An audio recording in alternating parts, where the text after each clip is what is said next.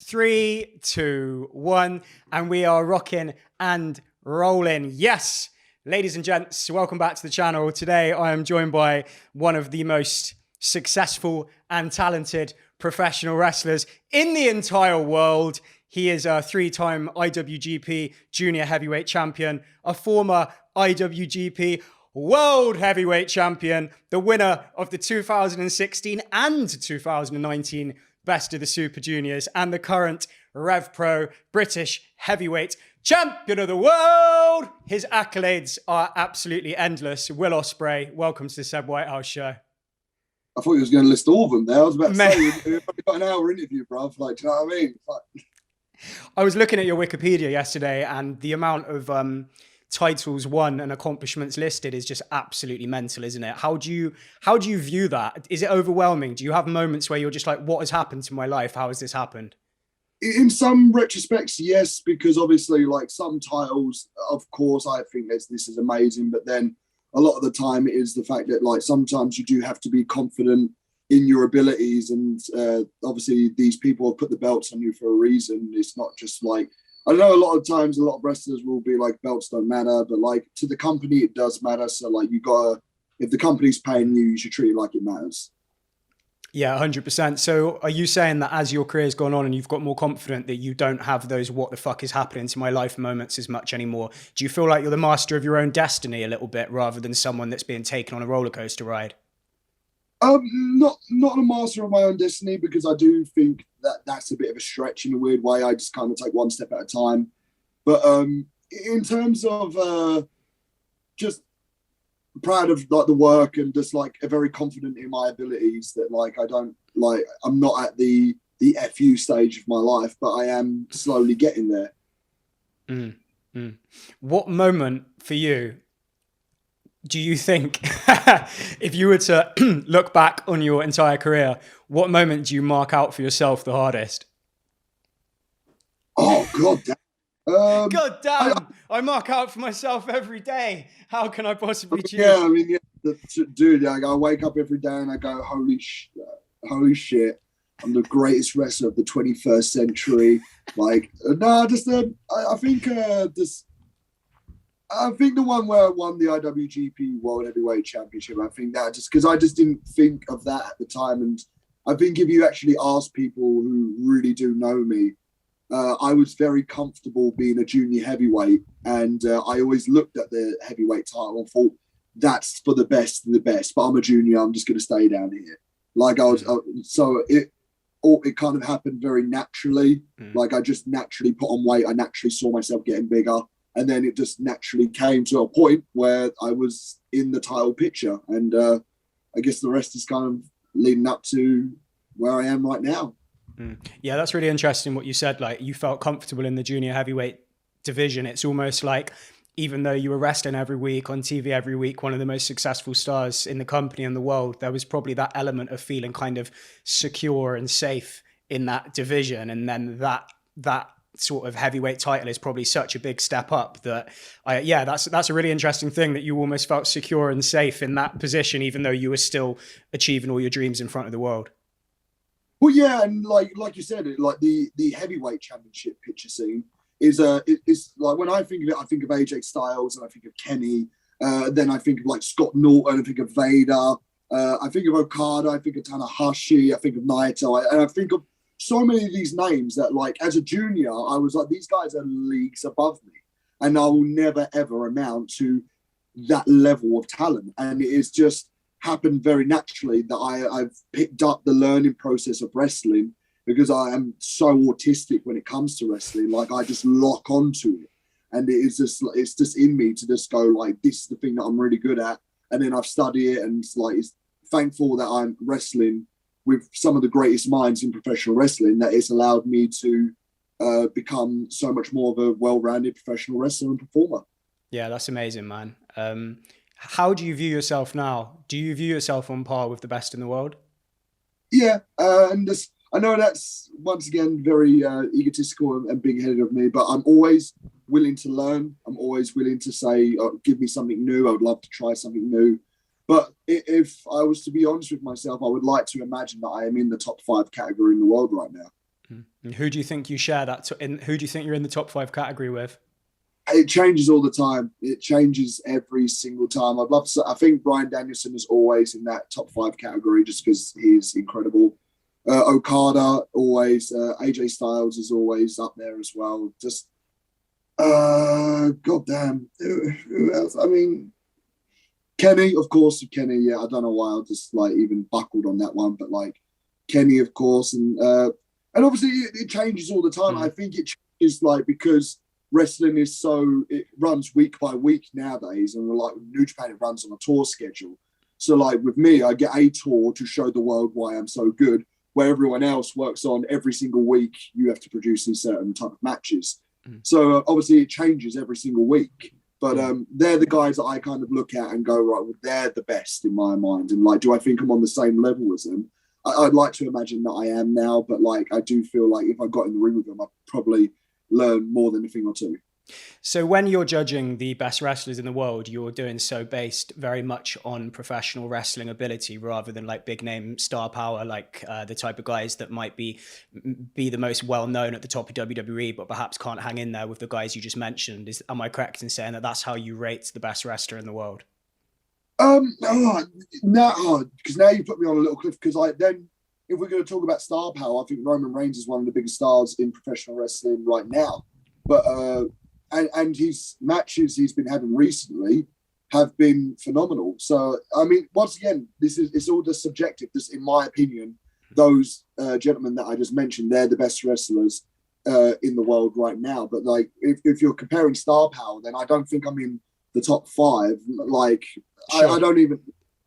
I think in terms of star power, I still think I'm still finding stuff about me and finding like the niche gems that I have. And I think Japan is a very niche audience. To watch New Japan, you are a niche pro wrestling fan. But like within the alignments of pro wrestling, the average American pro wrestling fan probably doesn't know about New Japan. So in that retrospect, it's different categories. In terms of wrestling, I look at those guys as wrestlers. But in terms of star powers, I think guys like Roman Reigns, Seth Rollins, Drew McIntyre. I'm trying to think of other WWE. I'll be honest, I don't really watch WWE that much anymore. Well, I've just noticed something which just cracked me up, and I've got to say I absolutely love it. Are you chilling right now wearing a Versace dressing gown? Yeah, bro. Yeah. What's it like, right, making a load of money at your age? Are you good with money? Do you spunk it or are you saving? I know that's a bit of a personal question. We don't have to go into too much detail. I'm just very interested because I watch football a lot, and I know that footballers sometimes when they get influxes of cash at an early age, it can affect their focus, affect their drive. Like with you, like what's that relationship been like? Is it crazy suddenly like buying Versace dressing gowns, for example? Yeah, I mean, I will be honest with you. Like, I'm not the best with money. McGregor quote that I love using: "I have an unhealthy obsession with spending money, but a healthy obsession making it." And my whole thing about life right now is I haven't hit 30 yet, and I feel amazing. Like, I mean, yeah, my body's banged up. I'll admit that 100%. But just like, I'm going to be making this money and so much. I'm that confident in myself. I'm going to be making this money and so much more in the next coming years and so on and so forth. I'm so confident that one of these days I will be able to, like, my whole thing is I always put my money into things. So for example, I have a mortgage, I have a house. So like, no matter what, as long as I can make those mortgage repayments, if wrestling disappeared one day, as long as I can make those mortgage repayments, I have a house.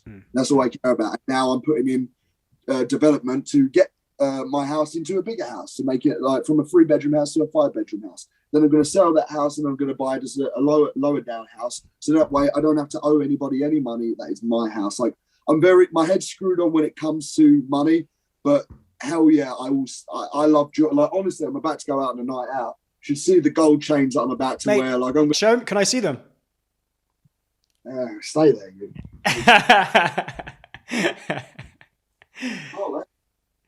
At the end of the day, this is a weird conversation, right? Because if it was just you and I chilling in Japan, I would be asking you all this. But I also need to think, is it rude asking him this in public? I mean, I don't really mind people asking, because at the end of it, like, it's the truth. I've got this bad boy from Versace. Yes, mate. This one from Louis Vuitton. I've got this one from Versace as well. Beautiful. And then that's 3 there. And I've got another one from Justin Davis over there. I've got a £2,000 watch over there, just sitting there doing nothing. I'll wear that as well. So like, I'll be wearing all these chains tonight. They'll call me Free Chains Billy. You've got to do it. I think that like if you're living your dream like that and you're a celebrity are you a celebrity in Japan? To what extent? Like, does people recognize you? In Japan, yeah. Not celebrities in like people stop and fucking, but like people who watch professional wrestling in Japan, and there is a lot, because once again, New Japan is the WWE of Japan. It is very widely well recognized. So there will be days where I'll just be eating my food and then someone will be like, "Aren't you Will Ospreay?" So, and it's very flattering and it's incredibly cool. But with me, I think a lot of people like, and I get it all the time, because a lot of guys would be like, "Oh, save your money. It's a short business." And I went, "Yeah, but like it's a short business if you're just like dwelling in like, and you're just there. If you're just there, just doing nothing." Where with me, I'm always front. Like I always want to do like, right, I want to do the best pro wrestling matches. I want to be in your eyesight constantly, and like, and sometimes I'm in your eyesight in bad ways, and for that I can only apologise if I've ever upset anybody. But just like in terms of wrestling wise, I've always gone about myself, and like my company loves me. Like I have offers from like the other major organisations, and they know like what I can bring to the table. So like, do I think this is going to be like the peak of Will Ospreay? I'm nowhere near the peak of it. Yeah, I guess it's about getting the balance right between enjoying your life in the moment and making the most of the fact that you can like have expensive jewelry and dress up like that, but then also maybe like save up a little bit as well and just get the balance right. And it sounds like you're doing that with the mortgage for your house. Here's another question in regards to going out tonight. So you're going to go out tonight, you're going to put on all your bling.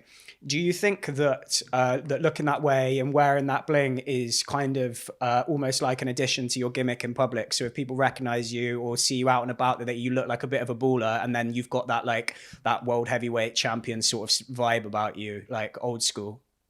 Yeah, absolutely. And I think people should care about how they look at in public a little bit, just because like, and even if it's not a case of like, if they recognize me as a pro wrestler, I do feel like if you just get recognized and then you get talking to the right people, like honestly, we just had a meeting a little while ago with a very well-known jewelry company in Japan. And like a lot of the time is like I showed up looking like a little bit of a slob. Everyone else has showed up in their suits, and I kind of showed up in my like even though it was like a Michael Kors tracksuit, it's still a tracksuit. I should have showed up looking the part a little bit more. Then it kind of sat in my mind. I was like, oh wait, I'm meant to be a world champion. I need to dress like a world champion. So then like, even if it is like right now, like I'm just wearing like skinny ripped jeans, but it's just like, but you can see all like the damn like logos and all on it and stuff like that. And then I'm going to wear this like lovely shirt. I'm going to go out wearing jewelry and stuff like that. So even if it's just because you never know who you meet. So like if it was like a DJ, for example, like that DJ could do it for, oh shit, that's like a world champion or something like that. And then you could like, oh, get your tickets for a show. And then you vice versa. So you make connections. And it's just like, although I do look at things as brands, I always think of stuff as well, like as personal wise and look wise. So I'm the best juggler in the world, basically. I put out a few questions on my Facebook last night, asking if anyone have any questions for Will Ospreay, and a lot of them were like wrestling fans, and they were asking very specific kind of technical questions about, I didn't even know the names of all the wrestlers that they were referencing or the promotions they were asking about. And I was like, I don't know if I'm going to look into that, but I did get 3 questions from British wrestlers. So the first one is from Madman Manson, and he wants to know, where the fuck did he leave his fucking keys? I mean, try your coat pocket. Good answer. The next question was from Jimmy Havoc, who said, where do seagulls live? Story. Oh, right. This spawns from an event that we went to Germany this one time. And I said, because I'm a young, stupid kid, and I never stepped outside of England. Like, I never stepped outside of England. People need to remember this. I stepped outside of England, and I was in Germany, and I went, oh, I didn't know seagulls were in Germany. And, like, I realised what I said, and I know, and, like, everyone turned and looked at me, and I was like, I know what I just said. Like, it's like, I think that's where it probably, like, it spawned from me being stupid. But, like, the thing that always made me laugh is the reason why I was like, oh, no, of course seagulls are in different countries, because they was in Finding Nemo, and that was in Australia. Like, so then I sat there for ages being like, I'm the dumbest kid I've ever met. I see. I didn't even actually know if that was an in joke or not. I just thought I'd ask it. I assumed it was, but I wasn't 100%. So, It's a funny story. so you thought seagulls were native to England? To the United Kingdom. To the United Kingdom, of course. I was sure they could go to, like, maybe out of Stretch, France. No, Yeah. as far as I'm aware. You could see him crossing the channel, but perhaps not going that far into mainland Europe. Yeah, like, why do you want to go Germany? Yeah. So the other question is from Dave Rain. I don't know if this is an in joke as well, but he said, "Can dogs look up?" Isn't that the Shaun of the Dead thing? I've got no idea, mate. Yeah, Shaun of the Dead. Can dogs look up? Yeah, of course they can look up. Hagrid and Norbert look at me every time I've got a treat. Cool. All right. So Manson's question was a no sell. Jimmy Havoc's was a funny story about the past. Dogs look up, movie reference. We're sorted. And those are all the questions I needed to ask. Right. See you later, guys. Thanks for nah, joking. So where are you right now, mate? I'm in Tokyo. I'm in a hotel. This is my off time. Just finished New Japan Cup, which was just a very hard tour on the body. It's the 50th year of the New Japan's anniversary, so they decided to get 48 people for a tournament, which is way too many. That's way too many. I've done like 4 real big hard singles matches and just a lot of tag matches. Body's a little bit beaten up, but like body's real like cramping up these days. But like other than that, like I'm having a wonderful time. But looking forward to getting back home to the family. How many times a week or a month do you tend to wrestle at the moment? It kind of depends and it varies. But like, I mean, this tour, oh god damn, I was like wrestling at least like 4 times a week, and then like max is 5, 6, and then like the days that you do have off, like you're traveling. So this is kind of where Japan's kind of very similar to England, where it's an island, so I don't need to fly everywhere. Like you can get the train or you can get the bus. It's very simple. All you just got to do is be ready in time to get on the bus, and then you go to this town, you stay there, then you go to that town. So you are like living on the road. But then if you're within like a certain area, like so for example, if we're going to Shizuoka, it's only a 2-hour drive, so there's no point in checking out of Tokyo. You might as well just stay in Tokyo and have this as the base. How big is Japan compared to the United Kingdom? I don't actually know the answer to that question. No, but I mean, no, but you said you can get places like on train or bus. Like, are you ever like on a bus or a train for like 20 hours, or is it all sort of 3, 4, 5 hours?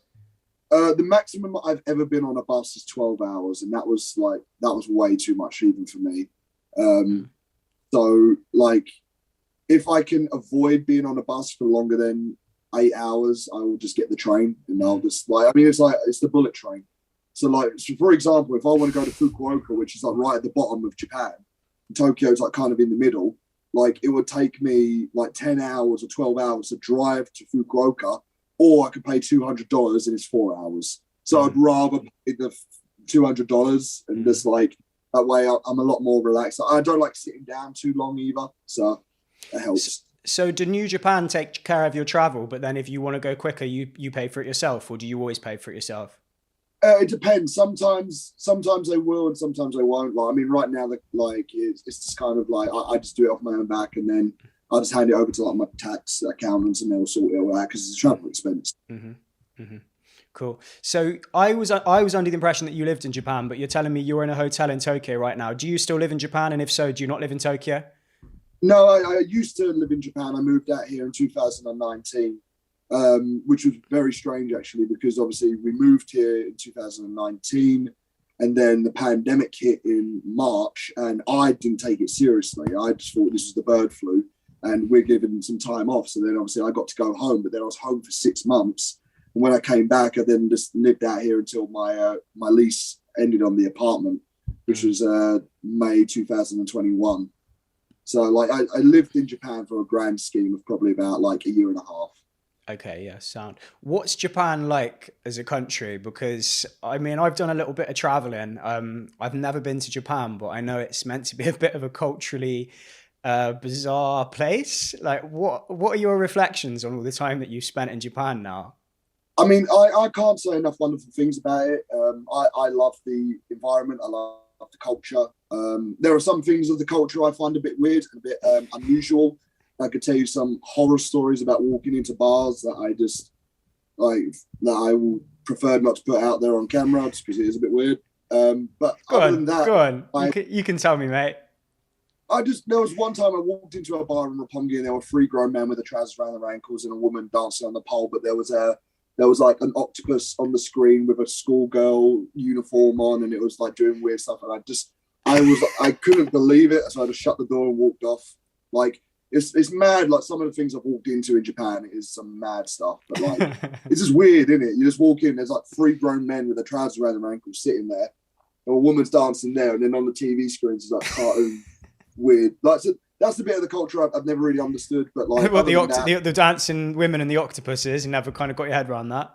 No, I never. I don't think I will, to be honest with you. I don't think I ever will. Other than that, I like the work ethic out here. I like the fact that it's just the company have taken great care of me in terms of like any time I'm struggling with my like health or anything along those lines. The company have done above and beyond, and I just love being out here. I think it's very easy. I come out here, I wrestle, I go home.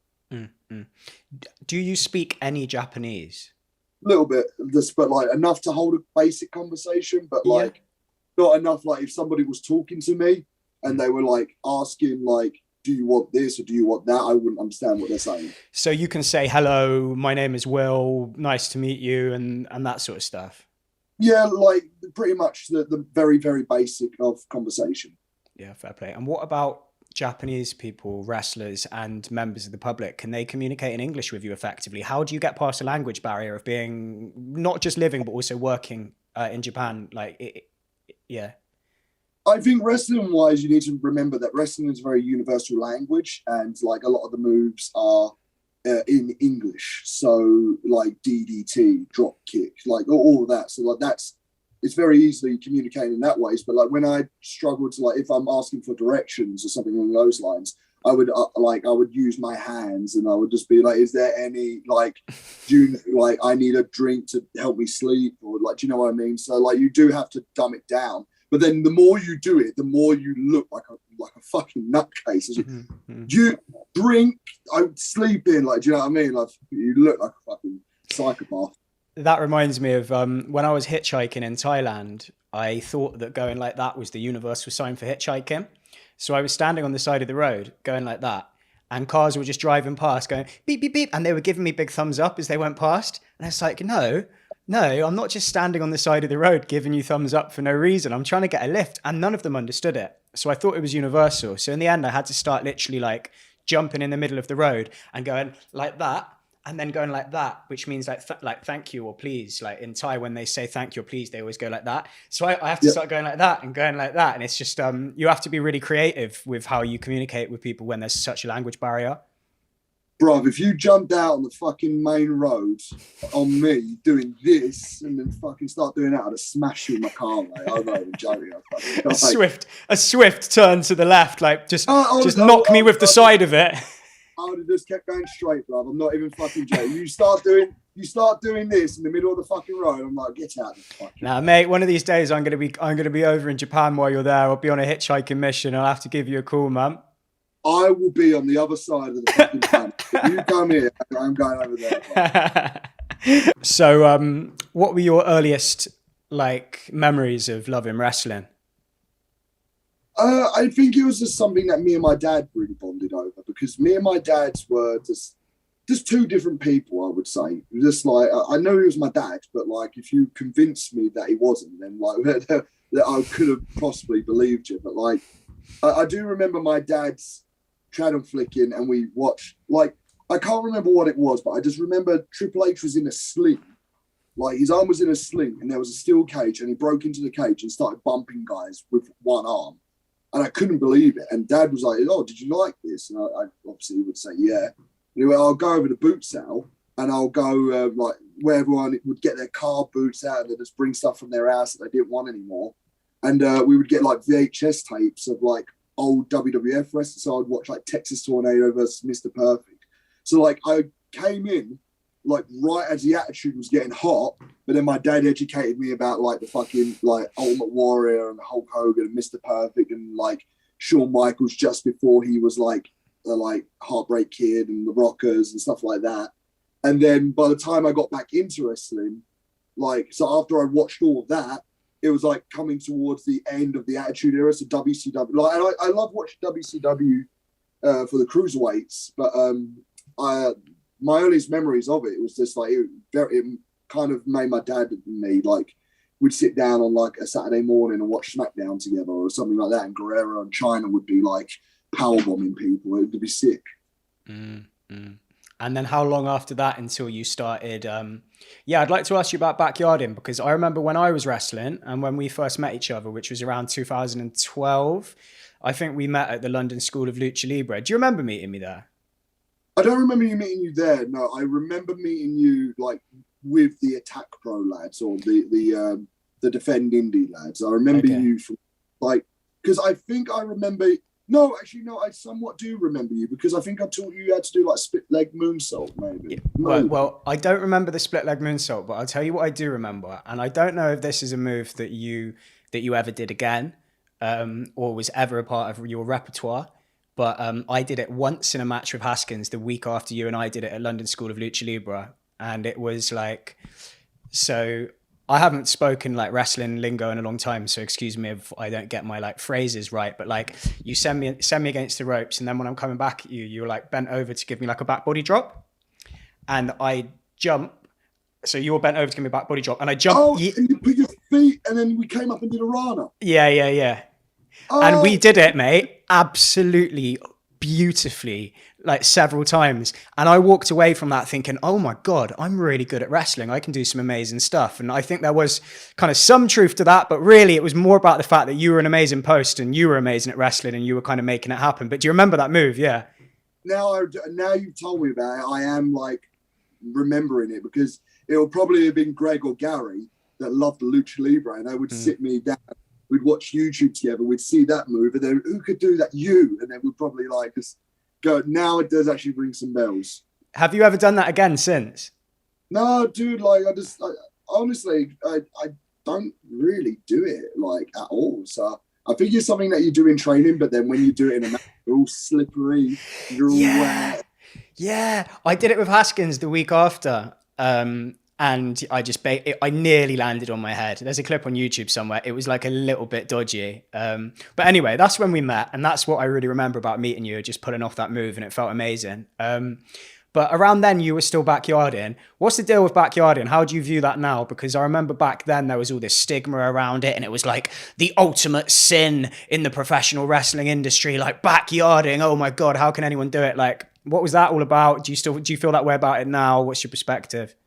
No, like, I mean, I've said this before, but like, if there was a way of me making the same money that I'm making now, but in backyard wrestling, I do backyard wrestling over, like, just because the environment it wasn't about money and it's not about politics. It was just you and your mates. Like, the way I would put it is almost if like Ronaldo wanted to go play Sunday League with his mates. He just wanted to do like that's how I always viewed it.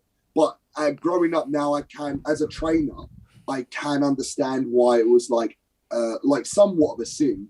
But then because I came from that environment, I would never ever judge anybody for being like, yeah, I wanted to do backyarding. I want to wrestle in my mate's garden with my ring. And I would honestly, like, even there's a young man, Callum Newman, who has a ring in his back garden. I remember during the pandemic, I was so out of whack with my wrestling. I was like, is it all right if I come down? Like, come wrestle in and me and him were just doing like some crazy spots in his ring in the backyard. And I've always said, like, I want to do a backyard show with all the old backyard wrestlers that I knew, but all of them are in NXT UK now, so they can't like all of them. It's mad when I say it like that. That's something for the future though, mate. There's going to be a point, whether it's in 5 years or 10 years or 15 years or 20 years, there can be a massive Brit Rest reunion show in a backyard somewhere. Mate, I do want to do it one day. Like, I probably will just find some field, and because I've got a ring anyway in Raynham somewhere. Like, I would literally just get that ring, put it up in the field, just tell all my mates, we'll all just do funny characters and just do our own backyard matches, just trying to pop the boys. Like, I liked the camaraderie of backyard wrestling, but I also hated the the bully mentality. There was a bully mentality in backyard wrestling, because like sometimes people would come in and it would have like a certain like, oh, you're from here, so I don't like you, or like this kid's annoying, so I don't like you. And there is that in wrestling to this day. But like, I kind of just enjoyed pro wrestling, and I get excited when I talk about pro wrestling. And I don't think there's anything to be like, I don't think I should be like snarled at or anything. I just think wrestling's sick, and we should all be like happy to be here. There's a lot of snobbery in wrestling, which I find quite ridiculous, because don't get me wrong, I've loved wrestling my whole life. I was involved in wrestling for 6 or 7 years, and yeah, man, that's why I'm having this conversation with you now. But also, there's some ridiculous snobbery, people taking it way too seriously. It's like, hang on a minute, like, this is pro wrestling. Everyone gets into this because they fall in love with it when they're a child. Yes, it's a job, but people backyarding, how is it any different from people like being in a band in their front room, or people that are into acting out scenes in front of the mirror or anything like that? It's just people doing their passion outside of the profession before they get into the profession. And that's what everyone does. Well, not everyone, but it's a perfectly like normal thing to do, isn't it? Yeah, exactly. And I think it's no different to where if you did go to I think what people don't like about it is because they insinuate backyard wrestling with barbed wire and light tubes and all that. And there is that there. But like, I can safely say when I was backyard wrestling, I only did that like not even a handful of times. Like a lot of the times I would just wrestle and do 450s on people. But I get it from the trainer's aspect of it, because then if some 14-year-old kid breaks his neck doing backyard wrestling, it doesn't look good on like the wrestling world. Then it probably might make them go, well, I don't want you anywhere near this violent sport where my son broke his back or whatever. And it's just, so I do understand it in certain ways, but in the same sense, I was just like, I never saw a serious injury when I was backyard wrestling. There was one that freaked me out, but like other than that, it didn't freak me out too much because I'm over here now. So. Yeah. Well, that's it. I mean, that's a good segue into what I wanted to ask you next. Like, it's around 2012 that you started making that transition from, is that correct? Around 2012, transition from backyard into professional. And back then, a lot of people were kind of calling you a glorified gymnast, spot monkey, whatever it is that people call kind of cruiserweight wrestlers in their early days, independent style, like indie show wrestlers.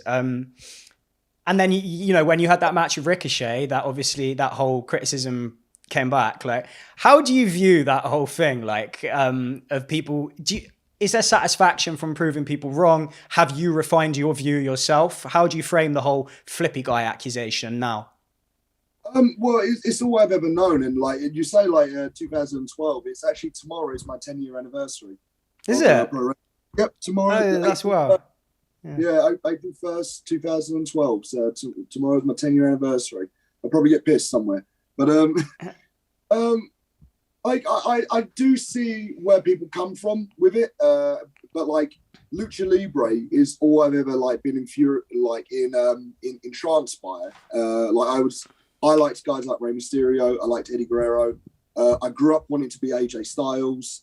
And those guys were known for their high-flying attributes of pro wrestling. But also saying that, I grew up wanting to be Spider-Man. And that's all I've ever wanted to be. I've wanted to be Spider-Man since I was a kid. So I would like to imagine what Spider-Man would be if he was a pro wrestler. He'd probably look like how I wrestled back in 2016. I'd like to imagine that's how he would wrestle in a weird way. But I took the Ricochet criticism kind of in two ways. I took the criticism on board, but then I think if you was just attacking it and you were just judging it by the one clip of doing the double boom, like for example, obviously I'm sure it's going to segue into the Vader thing, but when Vader just said it was glorified gymnastics, and then when people went, "Did you watch the match?" and he went, "No, I just saw the GIF." Well, then what? Like that's like you're literally judging off of a 10-second clip, which is probably how the world is now. Actually, you can probably say we're judging like one comment rather than the whole story. But like it's just for me, it was just I took the criticism on board. But my whole thing is like as much as I do answer to fans, I come backstage and I go to my boss and I go, "Is everything okay with you?" And he goes, "Fantastic. Here's what you could have done better. Bah, bah, bah, bah, bah. Do it next time." And then that's that's where I will grow as a performer. I'm not going to grow as a performer from dead bot 28 who's got 6 followers and who just has everything. And he just like, you know what I mean? Like I will never ever try and like cling on to the hate side of things anymore. Just and that's just part of growing up, but like, if someone's got a critique for me, I'll happily listen to the critique because like I want to be better. And that's not just from wrestlers or promoters or bookers. That is from fans as well. I will listen to like their podcasts if they're reviewing my match, and I will say, okay, like, because there are some podcasts I do go, no, he is actually right there. No, like I should have done this a little bit better, and I should, no, he's right. I'm just like, I'm always open to the idea of improving. 100%. You said about segueing onto the Vader thing. To be honest, I was considering it, but I'm probably not going to bother because I feel like conversations about flips and stuff, even conversations about backyarding and conversations about the Vader thing, it's been done before. If people want to hear this conversation, they can probably listen to you on another podcast doing that. So I am actually gonna skip that. I want to ask you, if it's all right, like kind of a bit more personal questions about your kind of the way that you view yourself and your kind of mental health throughout the years. Like, what are the biggest fears that you have faced or had to kind of conquer on this journey? Has it all been plain sailing? No, it's not. And I think my one true battle, and I'll be honest, is my social media is terrible, and I can 100% admit that. And my presence is I think a lot of it comes down to I only found out in 2019, late towards it, that I had ADHD. And one of the things is that I'm very impulsive. And although it's not an excuse, I don't think I've ever thought out some of the things that I've ever said. And then when it does come to like being, like I can handle being critiqued as a professional wrestler, but then as you critique me as a human being, I think that's when I start to like, it really downs upon me, and I don't really handle it very well. And I'm fine with admitting that. Growing up a little bit now more, I've managed to kind of switch, like block that out, because you can't really combat and hate with hate. You can't ever like combat these people if they don't like you. Like Vince McMahon did an interview a little while ago, and he said, if somebody thinks you're an arsehole, they're going to think you're an arsehole. You can't change their opinion, unfortunately. And that's the thing. Like I've tried so hard, and like I've donated so much money to a mental health charity of Samaritans, and I've tried so hard to educate myself and be better, because I do want to be the very best, for not just for me, not just for the company, not just for the roster, but for the fans, because I do believe that they are a huge part. They are a huge part. I don't believe that they are a huge part in wrestling. However, there are sometimes I can't change their opinion of me, and like I apologize that I can't. But like, you don't know me as the professional wrestler. You have never dealt with me. You've never shook my hand. You have never been in a car journey with me. You have never met my demons. You have never seen what I went through as schooling kids. You don't know me. You know this character, and you know me via my social media. And I can only apologize about the social media stuff, and I'm doing my best to be a lot better at it. However, me as a human being, but like, no matter what you can even say, but you're a real person, whatever, like I don't even like my social media side of things. I wish I could stick with it, but like, I'm addicted to it. I'm a fucking nerd about this stuff. But my whole thing is I want to be the best person that I can physically be, because one of these days I hope in my heart that I'll have a son or a daughter, and they would like to get into professional wrestling, and I would like them to be proud that they could say, well, Will Ospreay's my dad. And like, do you know what I mean? Like, so it's one of those things where like, I would hate to ever close any doors, but I want to make wrestling inclusive, but I don't want it to be to the point where like misinformation is ever put out there. And like, I'm here now wrestling because of the decisions that I've made, and because people know me as a human being. They know how I work, and they know what I can do, and they know what I can bring to the table. Not because of some mistakes that I've made, that I've educated myself in my own personal life, and the things that I have effed up in, like I have done, and I have tried my best to mend in my own personal time. And just because I don't show that out to the world doesn't mean I'm not educating myself.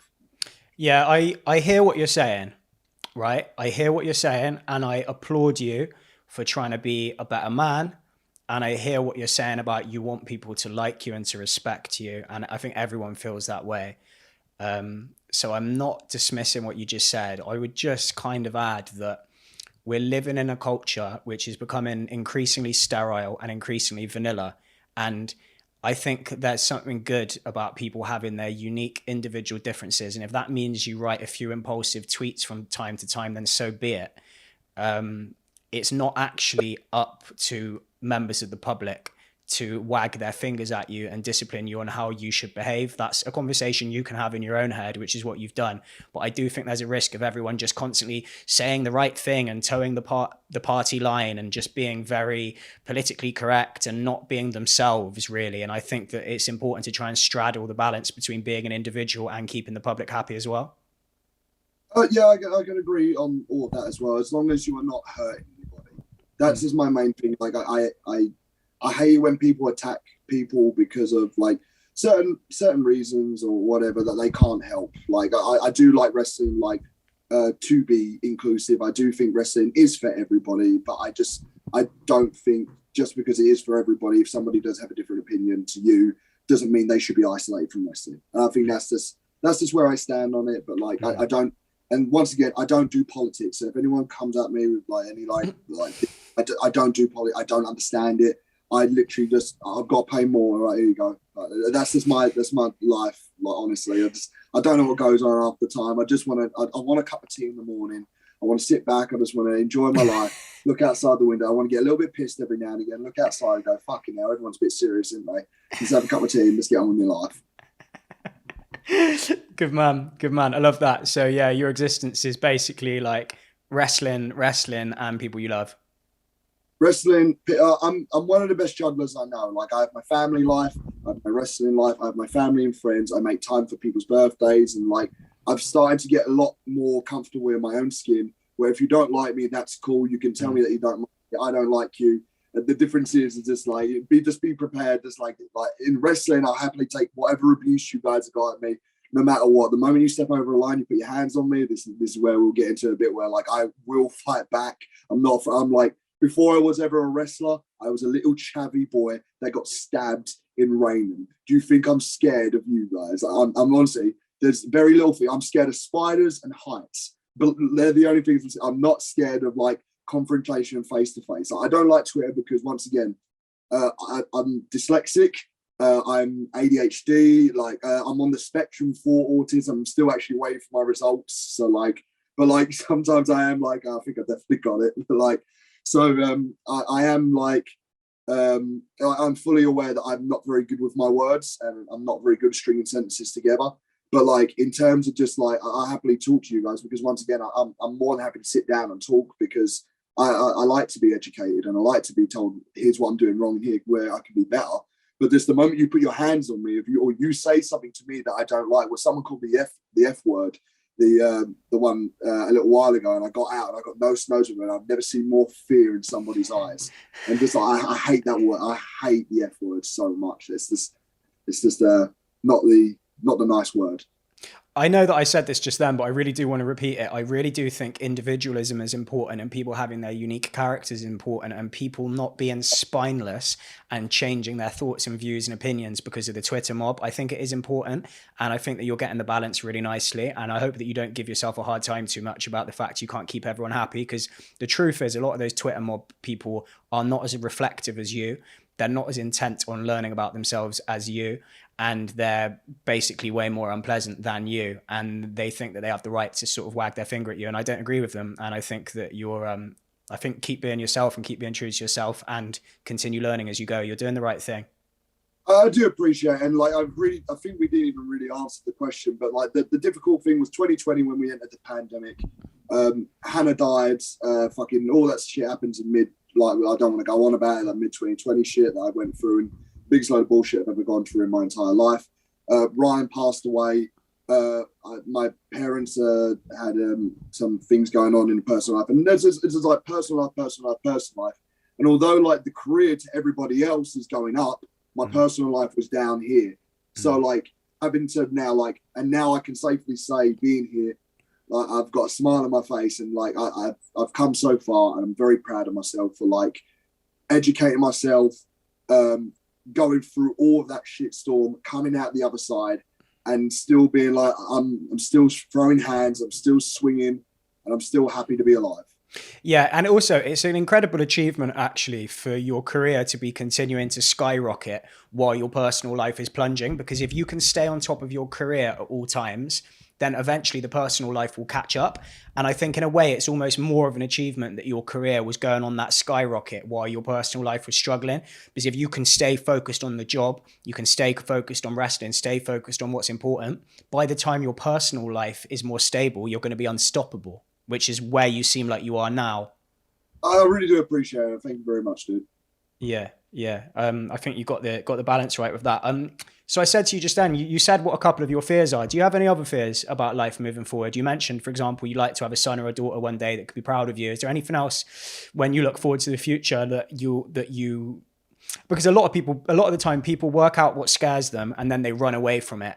So they set their fears rather than their goals. They go, this is what I don't want life to be like. And then they do everything they can to move away from it. Like moving forward, what do you want and what do you not want? Well, I mean, I want to be as far away from spiders as I physically can be. Like, I'm just saying that now. But heights-wise, unfortunately, this like if I went from a boat from England to Japan, it's going to take forever. So I've got to get rid of that. Like I've got to fly on. Are you scared of flying? Yeah, terrifying. I didn't know that. Oh, that's why you referenced earlier about the buses and the trains in Japan. Yeah. But you're scared of flying. What happens when you get on a plane? You just shit yourself. No, I've gotten better at it now because of medication. Valium. Do you take Valium when you get on the plane? Do you knock yourself out? No, I take a bunch of sleeping pills and then when I pass out, I wake up. Someone once woke up on a plane to somebody doing this, and they went, "Oh, we thought you were dead."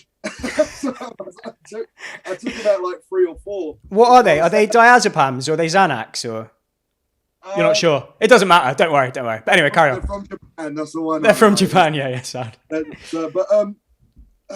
Going forward, am I scared of? I think the only thing I'm scared of is just letting my family down, really, because I think a lot of people don't realize that. Like I was a mastic man, which is like the rubber seals around your bathroom. All right. I was an electrician. I'd done some trampoline instructing. Jesus, I worked at a nursery at one point. And I just wasn't good at any of that. And the only thing I've ever excelled in is in the area of pro wrestling. And my fear is if one day somebody looks me in the eyes and goes, it's done, I don't know what I can do from there. So that is kind of my fear. So I put everything into this. So if it was taken away from me, honestly, I don't know what to do. But then there's parts of me going like, I do think something would come along because I do believe that like you're not just destined for one thing. I do think one day, like if something did stop, it's not because you've done anything wrong. It's time for something new. It is just a case of just being like, I'm never sad these days. I'm very happy these days. And probably another reason for the medication. But I'm very happy these days. I look at life and I'm very grateful to be alive. I'm grateful for the friends I have, and I'm grateful for my family and the opportunities that are presenting themselves towards me. And I just think every day being alive is an opportunity to just do something magical with your life. Whether it is just like posing for a photo with a little kid that it just makes their day, or like giving some money to homeless people, or like giving some money towards Samaritans, or just I see every opportunity. If I'm alive and well, like I don't like to dwindle on what could happen, like of my fears. So as long as I can just stay away from spiders, I'm going to be all right. Right. Well, if 10-year-old you could look at yourself now, what moment in your career do you think has made you go like, oh my God, the most? Because obviously 10-year-old you maybe wasn't as interested in sort of New Japan, for example, but may have found it absolutely crazy if someone like Stone Cold Steve Austin tweeted you or something like that. Or like, is there anything where you're just like, where that happened, and if your little kid could see it, your little kid version of yourself would be like, oh my God. I imagine there's lots of those moments, but could you share a few? The AJ Styles one really meant a lot to me, and just because it was just not 10-year-old, I guess, because I discovered AJ when I was 14. All right, well, that's fine. What was the AJ Styles moment that you're referring to? Just wrestling him. And he was so friendly. He was so giving afterwards. And just like, only a few people know this, but when AJ signed with WWE, obviously he left, Nakamura left, and the Bullet Club left. So there was 4 openings in New Japan. And he put my name down along with Okada, along with Tanahashi. But it meant a little bit more AJ putting my name down, just because AJ was just like, that's the benchmark of who I look up to as a professional wrestler. I admire him. I love everything that he fucking did in wrestling. And there was like, I always remember the dark ages of TNA, and like people were, there was like some real stinking moments of TNA, but like everyone along went, as long as AJ's there, we're all good. So like, I always want to be that guy, just be like, even if they like didn't like me, at least they can go, if Will's doing a match, we're all right. Like, so I've always wanted that. So like, I guess having the nod of approval from AJ Styles has always been just something I can be like, that's pretty damn cool. That's awesome, man. I love that. What do you think is the number one biggest challenge you've overcome, the biggest lesson you've learned in the last 10 years? I think it is learning that I can't please everybody. I think that's been a hard thing. Like, I mean, growing up around my area, Raynham, like my mum was such a big character, and everybody knew who my mum was because she would run huge scale drama productions in such a tiny borough of Haverhill. So like, as a kid, I would get into trouble. Like, once again, I was a chap. Like, I was stabbed when I was 14. But you know what I mean? I did get into a bunch of trouble. And anytime I got into trouble and it was brought up, my mum would grab me by the scruff of my neck and just be like, apologize. I'm sorry. And like, I would have to like, you know what I mean? So like, I've always held myself to like anytime I've ever fucked up or done something wrong, like I've always tried to over like compensate and like make him be like, I'm not this guy, like I'm a real nice, like I just, and trying to transfer that into wrestling, you just have to sometimes accept that you can't be everybody's cup of tea, no matter what. So you do have to learn how to shut that off and just go, as long as the people that are paying me are enjoying the work and like you're not causing any trouble backstage and you are giving everything you can to the company and doing everything you possibly can that isn't affecting your mental or physical health, then you have to learn to shut that off and just realize that the company is happy with what you're doing. Yeah, man. I think that's just a really important part of just being a human as well, even outside of wrestling, accepting that and making peace with being true to yourself and keeping yourself happy without trying to keep other people happy the whole time. But yeah, we touched on that a minute ago, I suppose. What do you love most about your job as a professional wrestler?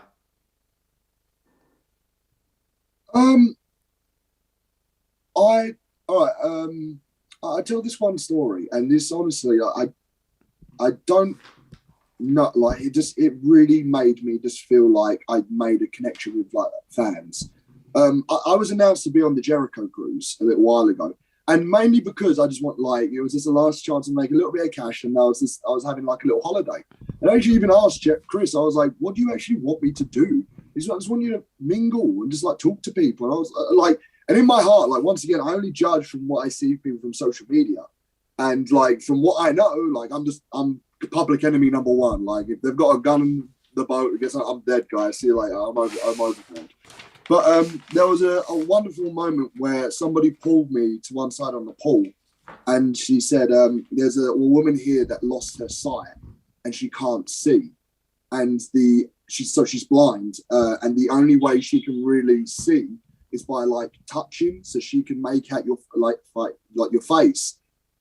And I know it's such a weird request, but would you mind this woman touching? I went, absolutely. And I walked straight up and took her hands, and like, I won't lie to you, like I was pissed throughout most of that cruise. Like but like I'm a happy drunk, so if you're ever around, I'm not a sloppy cunt. Like, do you know what I mean? I am like, I'm bubbly. I'm like, let's go, let's party. Like. And this woman, and I sat down with her by the pool and I was having a conversation. I was just talking with her. And like, I think I was there for about like 10, 15 odd minutes. And she was just touching my face and she's going, "Oh, you're very handsome." I was just going, "Oh, you're beautiful yourself, my love. You're an absolute stunner." And I was just, I guess it's the British side of me that always comes out. But it's just and I realized at that point, I could see people in the corner of my eye. And I think anyone that had any type of judgment towards me, I think slowly came around as being like, maybe we might have this wrong.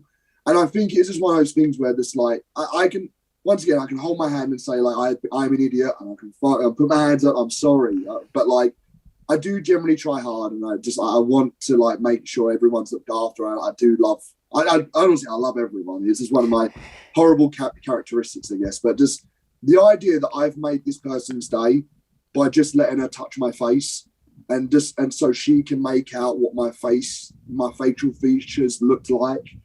And just, I like stuff like that. And I think it's so important. It's just like, I was grabbing drinks with people, and I love shit like that.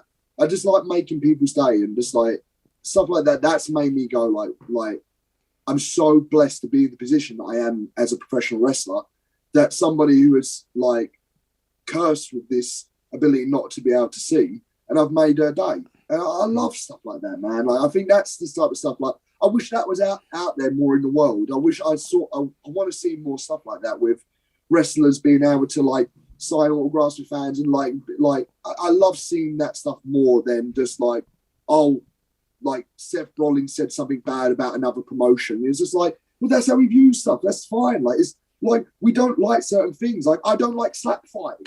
Like, sort of like, no, it's a lie. I love slap fighting. It's hilarious. But it's just like, I don't think there's something, but I would love to see that more on these effing newsreels, like these fake news websites where they're just like, Will said this, and they completely got my words mixed up. And I'm just like, I hate stuff like that. And it is just like, it's clickbait, I think is what it's called.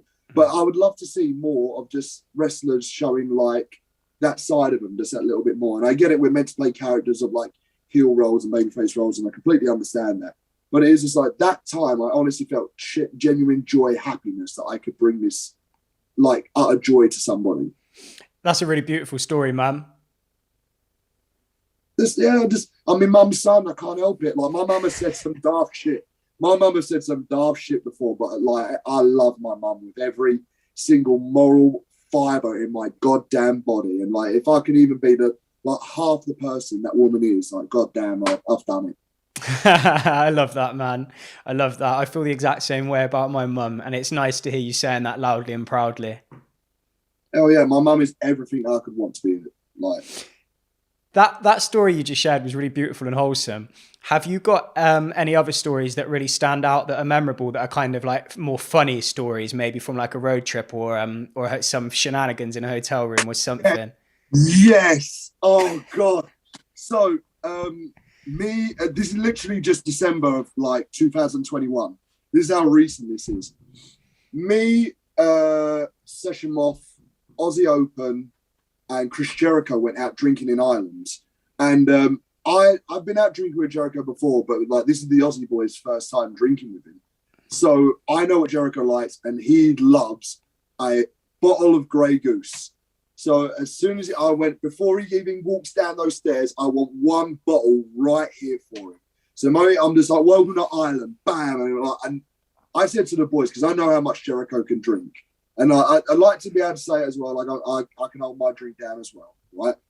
I'm going to drink Chris Jericho under the fucking table tonight. Tonight, I am going to get Jericho so slaughtered that he can't even show up to do his concert tomorrow. Jericho drunk me under the table, rotten. Like, literally, I was so bad. I had to go to the toilet. I was vomiting in a toilet. I had Davis next to me going, "You okay, Will? You okay?" I was like, dude, I'm done. So like this, I got the guys to get me a taxi. But because I vomited everything that I had up the night before, I was fresh as a daisy. The moment 10 a.m. rocked around, I'm getting ready, because me and the Aussie boys have got to go down to a training school in Ireland. We've got to go down to do a training session.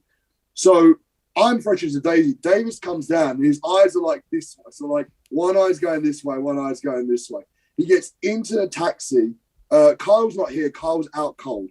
As we get out of the hotel, not even 30 seconds, Davis goes, "You need to pull over." So he pulls over, starts vomiting. Brother in the front goes, "Hey man, do you want to like me to take you back to the hotel? It's just there." Davis goes, "No man, I'm a professional. I'll handle it." So I start leading the class, and but like, when we entered the facility, it's not just a training school. It's a multifunctional room. So there's a barber's, there's a deli, there's a dance studio, and there's a wrestling studio. So I fronted the school, and I started going to Davis, like, "Can you help her? Like, can you help?" And he goes, "Yep." And he's like, watching it, and he's like, by the ring like this, just like looking up, just like that. And then like, and he starts to get like oh God, I'm going to be sick. So then he looks over to me and goes, he's like doing that to me. So then he like walks up, and what he tells me, because I didn't see him afterwards, he just disappeared.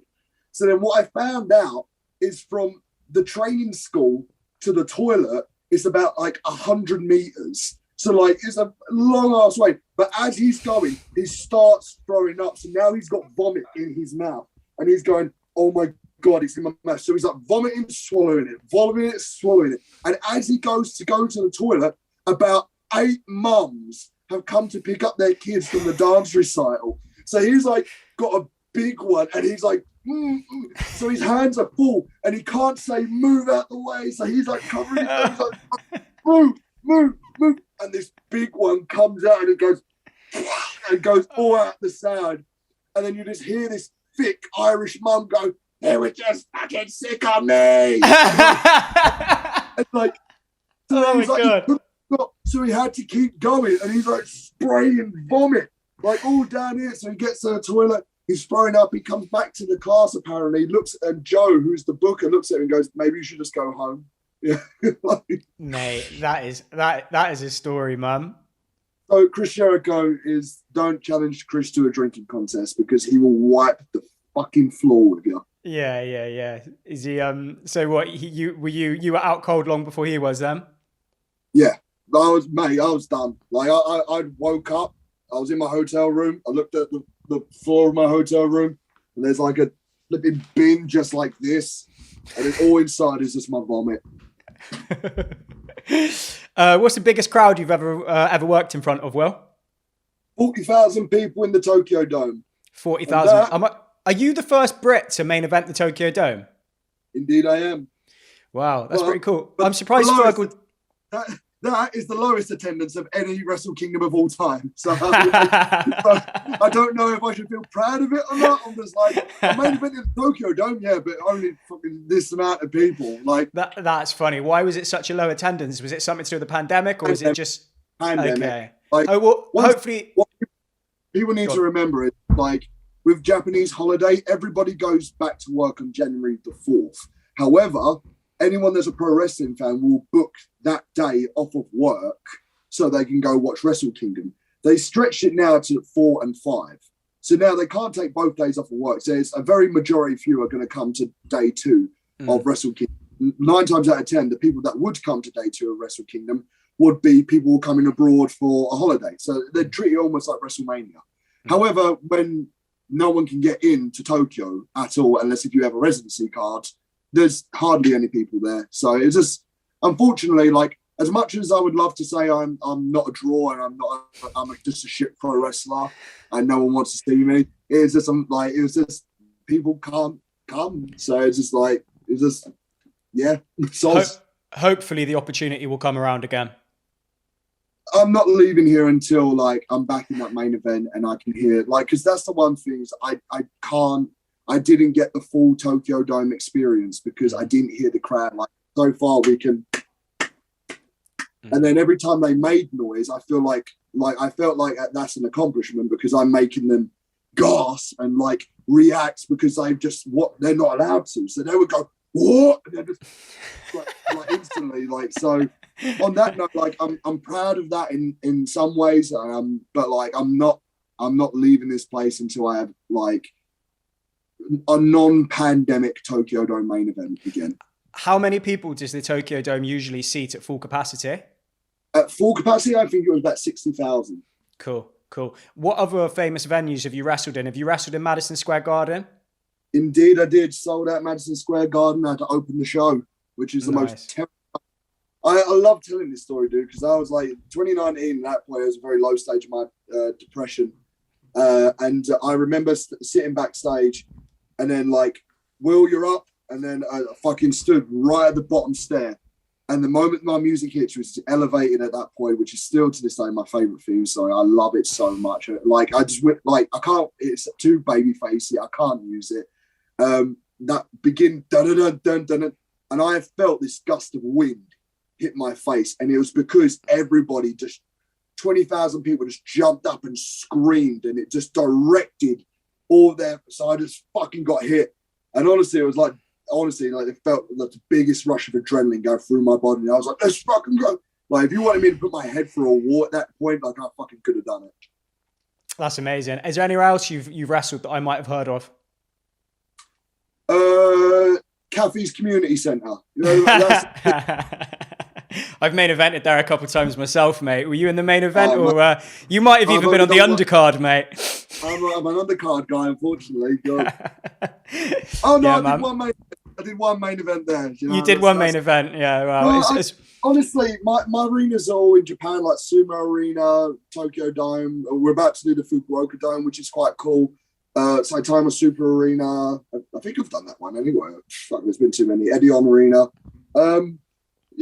Wembley Arena. I've done that one. So like I've done like the majority of the big arenas, but just I've never really touched America, and I've just never really got around to doing it. Yeah, but to be fair, you've never touched America, but you've still worked Madison Square Garden. So if you never, even if you were to never touch America again, you've got that to be proud of. Yeah, and I think that's the thing. I've never been sold on the dream of living in America. Like I understand the American dream, and I understand that's the biggest point of wrestling. But it's like I'm very happy with doing my stuff with Japan. So like I can see me being here for a very long time. But just I'm not going to hang myself up if, oh God, if only I'd done this in America, if only done that. For me, I'm just grateful to be here at this point in my life. So like, I'm just happy. Do you know what I mean? Yeah. Well, I suppose that's a question I was going to ask you. Like, do you, I mean, I suppose you already answered it just then, but talking about WWE, WrestleMania, that sort of stuff, like, have you reached a point in your professional and personal development where obviously if you get there and decide to go there, that would be amazing, but that you can also be really happy just like having the rest of your career in New Japan? I think the thing is a lot of people go to WWE, and a lot of the time it is because it is the WWE, and because of money. And like I hear about the money that people have made. Somebody told me that they wasn't even on Raw; they were just backstage and they made $5,000. And I hear that, and I'm like, Jesus Christ, that sounds amazing. But it is just like my whole thing is this: I find if I stay in wrestling too long. So, for example, I had a big breakdown in Japan at one point, and it's because I was locked in Japan. So I was constantly being a wrestler. I was constantly being a character. What I like about Japan is that I can come and do a tour, and then I can go home. So I can have the balance of being a wrestler and then have my social life, and I could have days off to go to weddings and do this and do that. And I think if you do become WWE, it then becomes your life. It doesn't unless if you're like NXT UK, I think they wrestle like once every 6 weeks. So, but like it just doesn't fascinate me like that. I love the creative freedom that I have being in New Japan. Nobody tells me what I can and can't do. I get to do whatever I want to do, whenever I want to do it. And for me, it is just a case of like, I think you go to WWE to make that money so you can have if you can have like money for your kid for the future, and you can do this for that for the future. I've already got my house. Like all I've got to do is pay off the mortgage, and that's it. Like my whole aspect of life is if I can pay off that mortgage, I don't have to wrestle anymore. I can wrestle. I could do my backyard wrestling. Like, do you know what I mean? So it's just. Will, what you're saying is you started as a backyard wrestler. You're now one of the most famous, talented, and successful wrestlers in the world, and your dream is to become a backyard wrestler again. That's what you're looking forward to now. Full circle, you see that? Full circle. Like, I'm being genuine honest. Like, I can tell. If it was just like, if I could just pay off my mortgage, like, and just get that done, and never have to touch WWE. Like, I see that as the biggest accomplishment. I just think that is just the biggest, like, I've never done one tryout. I've never been backstage. Like, I've gone to see a show. I've sat there in my seat, like nosebleed seats in the O2, get the fucking nosebleed. I've enjoyed it, and I think it's fantastic. And I can't help but admire everyone who works there. I think they all do a splendid job. I think they're fucking great. It's just not for me. I just don't like it. It's just one of those things where I could never see myself doing that. I can do a tour and then come home, and then my time is my time, and I can do whatever I want in that time. And I think that's truly like my dream job, is that I don't feel like this is work. I feel like this is me just having to, like, I'm coming to work, but I'm enjoying myself out here. I get to do this. I'm going to go out. I'm going to go to a nightclub in a bit. go enjoy myself, have a couple of drinks, then I get to go home and I have my family life. And it is just, I think that's true living in a weird way. It's like I have the best of both worlds and I don't need to jeopardize either of them. Yeah, no, I hear you. The other question I was going to ask was, if WWE did come along and did try to sign you, are you in a position to just say, I mean, obviously I know WWE have offered to sign you several times in the past, but I'm just saying, if that happened now, are you in a position to just say, like, I'm only coming in if X, Y, Z? You don't think so? No, because like at the end of it, who the fuck am I? Do you reckon? Like to the average American fan, they don't know what a New Japan Pro Wrestling is. Right. Like I'm a part of a niche market, and I understand what I can offer, and I understand if you need a 5-star Meltzer match in WrestleMania, but yeah, I could do that for you, bro. Like, no matter what. But it's like I'm not that type of guy to be doing that type of stuff. Like I'm only coming in if I'm the world champion of it. So, no, I'm not that guy. Like, do you know what I mean? I couldn't give a fuck. I just like wrestling. I like my family, and I would happily hear anybody out. Like I'd happily hear any offer out. Like, of course I would. I think you're stupid if you don't at least hear them out. But like in terms of just like, I'm not that guy. I'm not that guy. I'm only doing this. I'm only doing that. I'm just like, no, what have you got? Yeah. No. Okay. And then if I don't like it, then I'm going to keep doing what I'm doing. Okay, cool. Yeah, fair enough. Good for you, mate. Final question, just to round it up, because I've taken up a lot of your time now already, and you need to get your bling on and get out. Could you just tell me like a memory, a story, a thought, something about Ryan Smile, something that makes you smile when you think of him, a fun time that you had with him, just something, a nice memory of Ryan? I mean, I've said it on the OTT memorial show of him. One time we was doing a tag match, and it was against, I think it was against Kip and Marty, maybe. It's either Kip or Marty or it's Island, I can't remember. And Ryan used to say, Will, can you do a springboard? As a joke, I went, Ryan, I could springboard off of a hose pipe. And like, he found that hilarious. But then as I'm reaching from so I'm like, I've taken the heat and I'm like getting ready to tag him.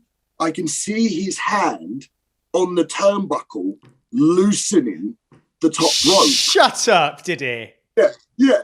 And what? So it's just only a little bit loose now. But it's tight enough to do that, but it's a little bit loose. Like, bearing in mind, we're going on to go home as well. So he's not doing it to like purposely try and fuck me up. Yeah. I called him out about it backstage. I went, why did you do that? And he went, you said you could springboard up a hose pipe. I wanted to see if you can back it up. So then that was just like, you cheeky fucker. Like the thing is, he could have killed one of us. But like at the end of it, just like, I got nothing but love for that man. Like I got nothing but love for him. Do you think about him a lot? Yeah, of course I do. Just I think there's not a day that goes by that I don't think about him, because like he's constantly a reminder, like of just how like I think how you should just tell people how much you love them, just because I always do it every single time. Now every time I've got like a phone or something along those lines, the people that I love and people that I can't live without, I always tell them how much I care about them, just because you never know anymore. And I think it's a scary thought, but like there's not a day that goes by that like I don't wish he was here. I wish he was, but there's like you can't just appreciate the time that you have with everyone that you love and care about. Yeah, man, 100%. Who are you going out with tonight? Just some friends that I know from no one that you know, just a couple of friends. One of the guys' girlfriends is like DJing in the club, so I'm just going out, just enjoying some music tonight. And I probably won't have a late one because I ain't been sleeping at all. The Japanese beds, right? Here's the one thing I'm going to tell you all. You want to come to Japan, right? Ask about their beds. Because some of them, can't sleep in some of them. Are they bad? Yeah. No, some of them are. Some of them are really good. This bed, though, don't like it. Not a fan of this. Fair play. You better get a few drinks inside of you, mate, then help you get a better night's sleep. I get myself so drunk I can fall asleep on this bed. Good man. All right. Well, I guess I'll have to get in touch with you when I'm hitchhiking through Japan. Yeah. Just let me know so I can be on the other side of the fucking planet. Good man. Thanks a lot for joining me today, mate. I've really enjoyed speaking to you. It's been a real pleasure, and yeah, it's incredible to see the journey that you've been on, and much respect for that. God bless, man. I generally hope all the best to you and that you're doing well and that no one's giving you any grief. I'm hanging in there. Good man. That's all I like to hear. Just keep hanging in there. Just keep swinging from vine to vine, my friend. That's it, bro. Much love, mate. Thanks for talking to me today. God bless. Look after yourself. God bless, mate.